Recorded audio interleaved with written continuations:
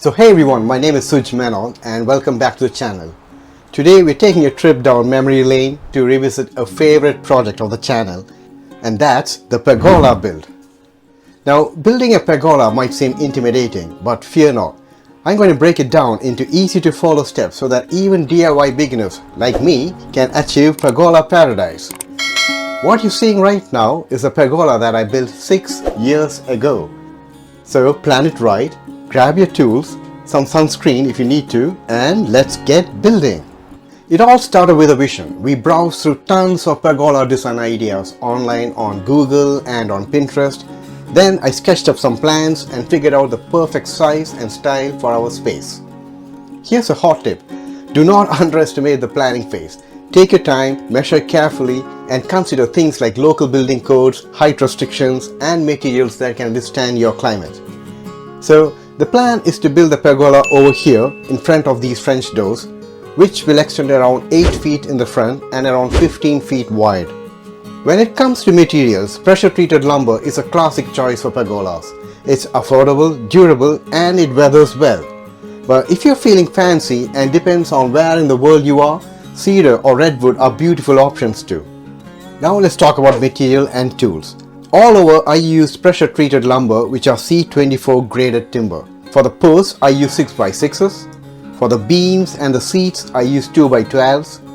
For the rafters I used 2x10s. For the lattice I used 2x2s. For all the other braces and seat supports I used 2x4s.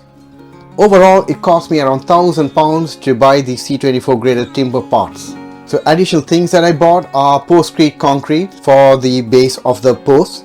I got some concrete anchors, post caps. For tools, I mainly used a circular saw, table saw, drill, driver, hammer, level, tape measure, safety glasses, work gloves, and router for decorative cuts. There could be other tools that I use, but these are the main ones, and if I am using something else, I'll mention that in the video. Now comes the fun part, that is building the base. We'll be using postcrete to anchor and secure the pergola's legs. So for that, I started digging up the concrete bases, and these went 3 feet deep in my case, and this goes well below the frost line over here. In the hole, first goes 6 inches of gravel and sand, and this is to aid in drainage. The forms was made from 2x4s, and we're using leveling tools to ensure everything was nice and straight. Next, mix up some postcrete with water or concrete and follow the manufacturer's instructions. I have an in-depth video which goes into details about this. Now, along with concrete, I also use rebars inside it as well. Now, this might seem like a really simple step when you're watching this, but trust me, it's a real workout. Now comes the waiting game. Let the concrete cure completely before moving on to the next step.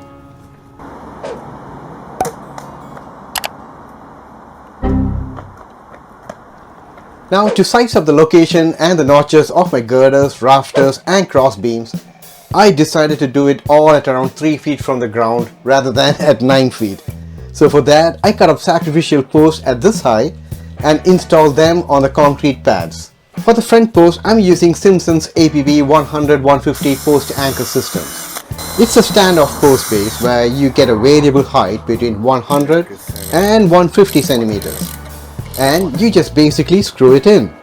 Now these are slightly expensive, and I do understand that there are multiple alternate products available for installing post bases. So the post base over here are held by sleeve anchor bolts, and the holding strength of this is just awesome. It's pretty easy to install, just turn it in with a ratchet and it just screws itself in. However, if you want to know how to use this, I have a separate video which will be over here, which will have all the details about it. And I think it's the only video of this kind on YouTube. And for the rear post, I'll be using another product from Simpson, and this is called the CPT66Z, where 66 stands for 6x6 post. And they do have different variations of this, like a 4x4 and an 8x8, etc. So if the dimensions of your posts are different, then use the corresponding ones. The reason why I'm using this CPT66Z rather than the earlier APB 100-150 is that the space next to the wall is limited. I just won't be able to turn the post around to screw it in. So if you are using this, I got a separate video going in depth on how to install this. Anyway, the way how you use this is that you cut a slot at the post and just slide it on the fitch plate of the post base. Once you've done with that, drive the galvanized dowels in. Now with all the base cured, it's time to raise the beams. In part 4, we're going to see how we shape the girders and the rafters. So next we will start to shape up the end of the girder. So here I cut out a template that I made from some thick hardboard and smoothened out the edges. The plan is to use this to trace out the edge profile on the girders. I used a jigsaw to cut it out, being careful to stay within the waist side of the lines marked. For the opposite side of the girder, I flip the template over so that it will be a mirror image of the previous side. If you are interested in this jigsaw, it's a Bosch GST 90BE, and I do have a tool review video on this as well, over here.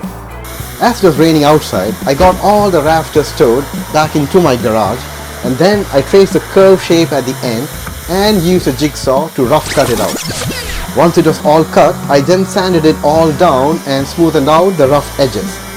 Here I got all the 14 rafters back to back in the garden, and I'm going to tighten them all up using a couple of ratchet straps. Then using a rubber mallet, I just knocked them all roughly into place. And once this was all done, I took my sander and gang sanded them all to the same curvy shape. The plan is to sand them to make them all look similar. The reason why you have to do this is because when you rough cut with a jigsaw, each of the boards will be slightly out of whack with respect to each other. Now, an alternate method to cut this profile is probably to use a template and then use a router to cut it on the template so that you get the same head shape. Now, I cut all the rafters to its final length. Now, before starting on the build, I did create a SketchUp document as well as an Excel sheet highlighting all the individual measurements. But the fact of the matter is that when you're actually building on the field, things may not line up as it's supposed to. There is bound to be variations in dimensions of the timber as well as the final location where the concrete posts were laid. This could differ by a few centimeters here and there. Also, wood moves and twists, so what you measure at the base might not be the same distance at the top. I haven't seen anyone else do this, but since I'm working mainly alone, I wanted to test fit all the parts at ground level rather than fixing it all up 9 feet up in the air, and then realizing that there were some additional adjustments that had to be made. So I used this 2x4 timber as temporary support for the girder, and after temporarily attaching the girder on the post, I marked them with a Sharpie where the posts will exactly line up with the girders. Then I took the measurement from the inside edge post, and in my case it's 396 centimeters. I then divided it by 10 and then marked it all out using my measuring tape and a Sharpie. This is where all the rafters will sit. I then took this girder to the rear post and checked my measurements, and I was really glad that the post marks on the front girder aligned exactly with the rear post as well. Now this ensures that it's square, or at least it's kind of like a parallelogram, but it's in the same dimension. So then I transferred all the marks from the girder to the other 3 girders, and all the 4 girders are now clamped in place for this marking thing. So if you don't have it yet, get a pair of these quick release clamps. They are just indispensable. If you're wondering, there are 4 girders in all, 2 in the front and 2 at the rear, like over here. And that is it. All the 4 girders are marked with the same measurements, and this should supposedly guarantee that the rafters will sit parallel to each other over the span of the girder. Then I created a small jig with scrap plywood and used a circular saw to cut in the notches where the rafters will sit. So I'm aiming for a depth of 2 inches for these notches, and further down the video, when it comes to the assembly phase, you'll see that the rafters will have the opposite notches so that they will just slide onto it, like this. So I just continued putting in 14 notches on the girders, and this did take some time. So now it's the next day, and today's aim is to notch out the rafters. So I screwed in a secondary 2x4 on the front post, then knocked out this template out of a hardboard, and this template will help us in spacing the notches accurately for the front part of the rafter. For the rear, I used this 2x4 spacer block and just marked out the angle. There will be an angle, as you can see from this view, that there's a drop down from the rear to the front of the pergola, and this is for the rainwater to just drop from the rear to the front. After everything was marked, I used my jigsaw to cut it out. Now there is a setting on this jigsaw where you can set the blower, and that blows the sawdust away. This makes your cutting line or mark visible, making it easier to work with.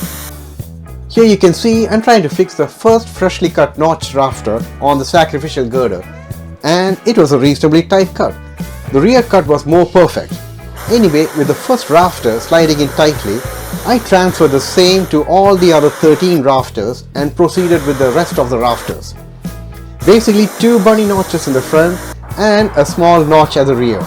And that's a whole lot of rafters stacked up. Then I assembled it on the sacrificial girder to see that it all aligns as expected. So it didn't go in perfect, so wherever it didn't fit properly, I marked and adjusted these notches. The cross beams. Now on top of the rafter sits these cross beam. The plan is to put 9 cross beams to give it a really tight roof pattern. So I marked the distance between the 2 posts as 220 centimeters and then divided it by 8. That is 1 minus the number of cross beams. This will give the spacing for the 9 cross beams. Then I transfer these marks to the other rafters using a roofing square. Then, as before, I created a temporary jig using 2 scrap plywoods, and using a circular saw, I cut off the notches where the cross beams will sandwich and join. The spacing between the 2 plywood scraps is enough for the circular saw to cut out the notches tightly. And then I repeated the same on the other 8 notches. To fix the girder onto the post, I'll be using this 220mm M10 exterior rated coach bolts. Now this will span the combined width of the 2 girders and the post with an inch to spare. So using a spade bit, I'll be making a recess of around half an inch on the girders so that the head of the coach bolt sits well inside the girder itself. And once it's spray painted black, this combination will give it that great industrial vibe. To get the hole started from the coach bolts, I'll be using this template with predetermined screw position markings. The holes are spaced diagonally across rather than straight up or down, so that it bites at 2 different points or grain patterns on the posts. This will reduce the chance of splitting. Then, using a 10mm auger bit, I drilled out the holes from either side and made sure that the coach bolts can go from one end to the other. With all that done, I'm just placing the rafters on the girders, and once it's all, the plan is to measure and cut the cross beams. The cross beams are the structure that you see on the top of the rafter that looks like a cheese grate, and this is what gives the roof its strength.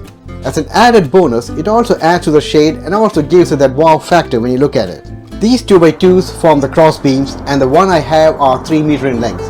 So I slided 2 pieces from both the sides and made sure that they intersect somewhere on the middle of a rafter. This will have an overhang of around 9 inches from the nearest post, so I can cut off that excess. So at one side I kept a 2x4 as a reference or a starting point, and then I made sure that they all lined up in the middle of the rafter, and then I marked off the excess on the other side with the help of a string line. After cutting them all on the miter saw, I just double checked and made sure that they lined up correctly. The inbuilt seats. Now this is something unique, and I've not seen that many people, or in fact anyone, do something similar. And in this case it's going to be the inbuilt seats. So these 2x12s are going to be the long seats, and the plan is to have this inbuilt into the pergola structure itself. There will be 3 seats in total. The seats will be built onto the pergola, so I need to cut out a hole in between. For that, I drilled out the edges using an auger bit and then used my jigsaw to cut it out. I initially marked the holes just a few millimeters over the 6x6 post measurements. But later, I went and enlarged these holes a bit more so that it's easier to slide it in between the posts. As these seats on the left hand side wraps around like an L-shaped bench, I'm going to create a rabbet at the overlapping end so that they neatly overlap each other. For that, I used a router with a makeshift edge guide to get the cut started. I took multiple passes with increasing depth to reach half the width of the board. Further down, to support the router, I used another timber so that the router wouldn't wobble.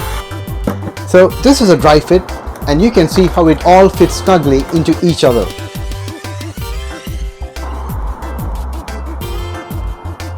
Next, I just used a frisbee to outline the round edged profile and then cut it out with a jigsaw, followed by some customary sanding, and then routed the edges for a smooth, rounded profile.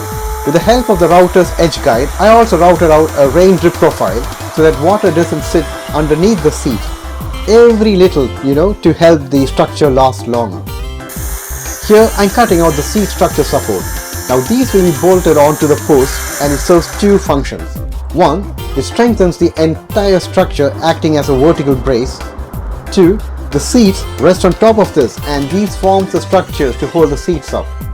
I also profiled the edges using my router. So as you saw, I used 2x10s for the seat support on the outside perimeter, but internally when viewed from inside the pergola, I made the supports out of two 2x4s. These internal seat structures also gets a half lap joint to hold them together, and this, as earlier, also helps in bracing the fine structure together.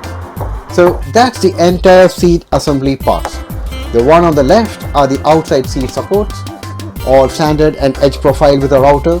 The one in the middle are the three seats, and the one on the right are the internal seat supports, all half lapped and profiles routed, along with pilot holes drilled in for the coach screws to go in. Staining. So here are the final parts. A whole lot of rafters pre-cut and lying over there. 4 girders all finished up, pre-cut and ready to go here. The seat assembly with the seats and the supports, the cross beam and all the rest of the stuff. Now the time is to add a personal touch. Well, this means there's a whole lot of timber to go through to stain it. The stain that I'm going to use is a brown mahogany color, and I'll be using a tray with a 4-inch brush as well as a roller. I'm also using the thinner 2-inch brush as well as the 1-inch brush to stain the 2x sides and the other tight spaces. I believe it's better to stain them on the ground when every side is easily accessible. If you're staining it after the structure has been built, you will not be able to stain the half laps or any other joints, and not to mention the extreme headache in painting all these things up on a ladder and bending down at most of the parts.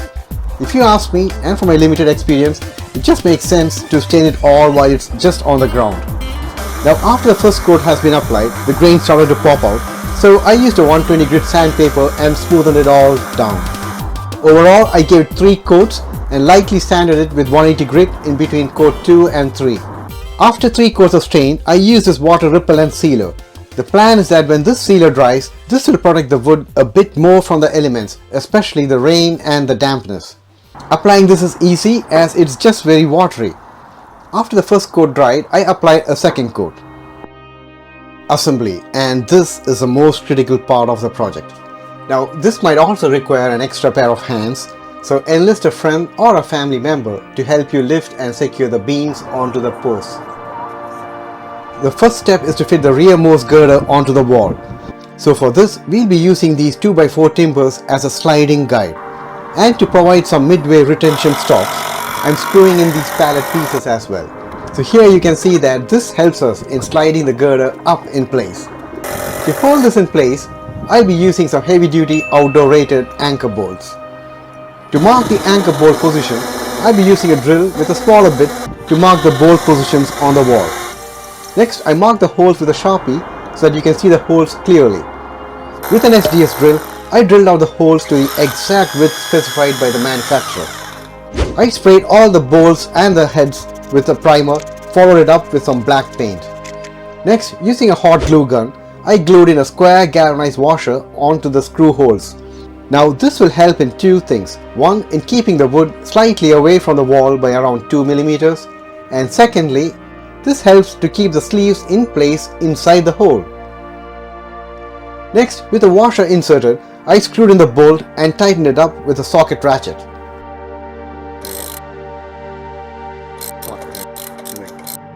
Here I got some 2x4 timbers that I'm going to use as wall supports for the rear posts. These will get hammered into the wall with anchor bolts. It's the same procedure, that is, drill the holes, punch the sleeve anchors in, then tighten the wood piece with a socket ratchet. The only additional thing I did over here is that I gave the bolts a dash of black paint. Then I went and addressed all the scuff marks on the washers situated on the rear girder. Next, I cut the rear post to its final height and treated the ends with some wood preserver. For the rear post, I am using the Simpson's post base CPT66Z anchor mechanisms at the base, and then use some longer structural screws to hold the posts onto these wall supports. If you are interested in these post base holders, I have a separate video that you can check it out later, or you can find the link in the video or in the playlist down below. And this is how the entire rear post and girders looks like. Next step is to fix the front 4 posts. So for this, I'm using the Simpson APB 100-150 post base support. Like before, I have a dedicated video explaining all this in more details. Links are in the description below. So the basic idea is that once you have the post part fixed onto the concrete pad, you can just screw in the post like I'm doing here. So make sure that all the posts are plumb on both the dimensions as much as possible. I'm adding this temporary 2x4s to join all the 4 posts temporarily. This is to ensure that all the posts are aligned on the front face. Next, I'm adding this interior seat support frames. These are screwed in level with the help of some spare 2x4 timbers and a quick release clamp. Then I screwed in another sacrificial 2x4 to stretch it out and make sure that the right hand seats are also at the same height.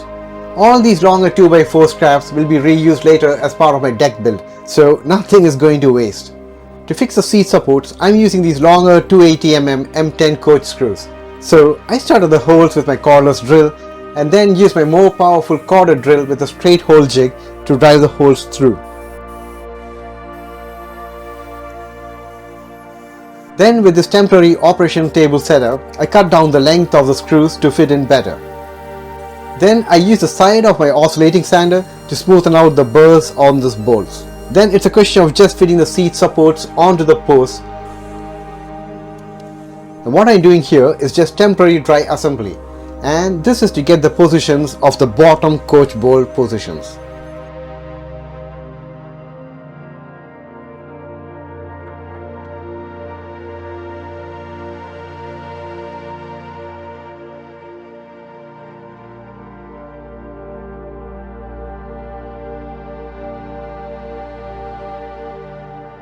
Next, I'm adding the side supports, which are 2x4 material with a profile routed on the edge. These are going to be held with M10 150mm coach screws. And this will be on both the sides of the pergola. Next step is to fit the second rear girder. This needs to be parallel to the rear girder. After marking the positions, I attached a sacrificial 2x4 to hold the second girder. Then, using the same slide mechanism as before, we lifted the girder in place and clamped it tight. The clamps will add a lot of inward pressure so that it makes the job of installing the coach screws very easy.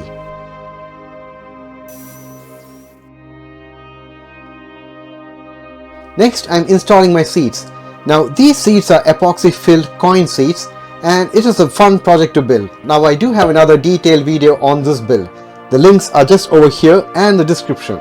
This 2x4 template here is a sacrificial stand to help align these heavy and long front girders.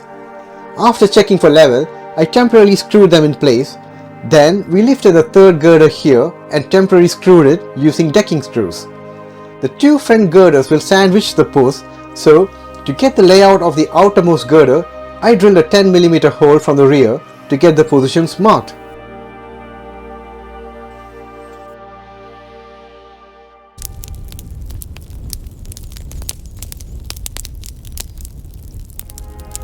And now finally, for the last girder, we lifted this and placed it onto the support. Now these will be fixed with M10 220mm coach bolts. That is, these bolts will sandwich the 2 girders and the post tight. On the other side, I noticed that the height was a bit low, so I used some playing cards to lift the height up.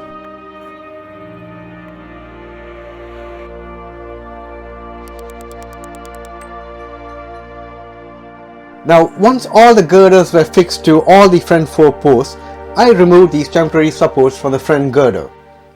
And now for the obligatory hanging stress test done by every other DIYer. The post didn't move, so I think it's a job well done. The next job was to cut the post to length, so for that I created this template out of this melamine board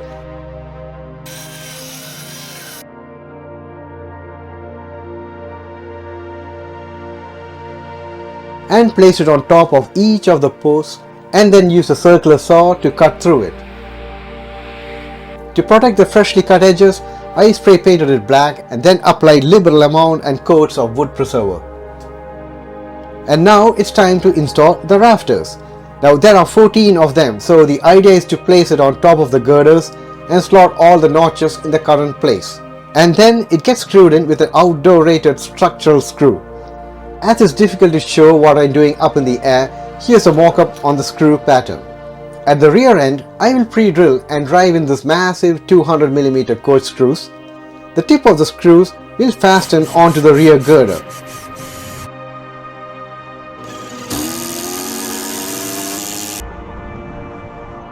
And on the front, I'm toe screwing it from the front of the rafters into the front girders. Just like before, this is a demonstration on making a pilot hole and then driving in the screws at an angle.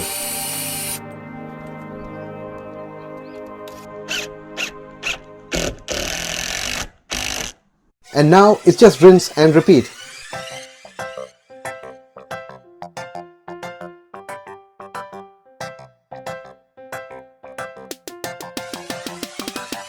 Now check out this drone footage after all the installation was done. I really like this view, and talking about like, please give this video some like if you find it useful or entertaining.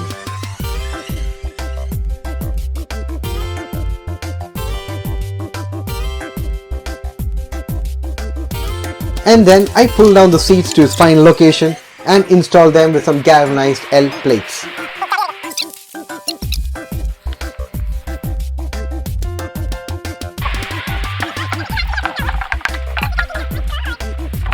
And now we are almost there. It's the final bit, which is installing these 2x2 cross beams.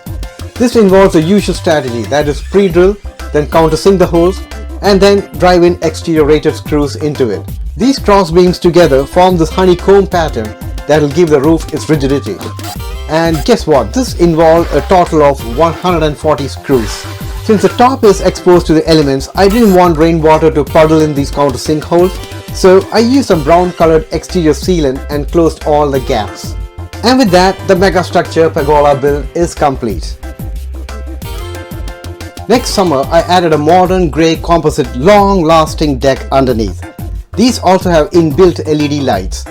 The deck part took around 4 weekends to complete, and I do have a very detailed 2-part video series on it. And finally, a year later, I added this polycarbonate brown tinted roof, and I'm really proud of this install as it turned out absolutely great. Again, like the deck, I do have another fully dedicated video on this build as well.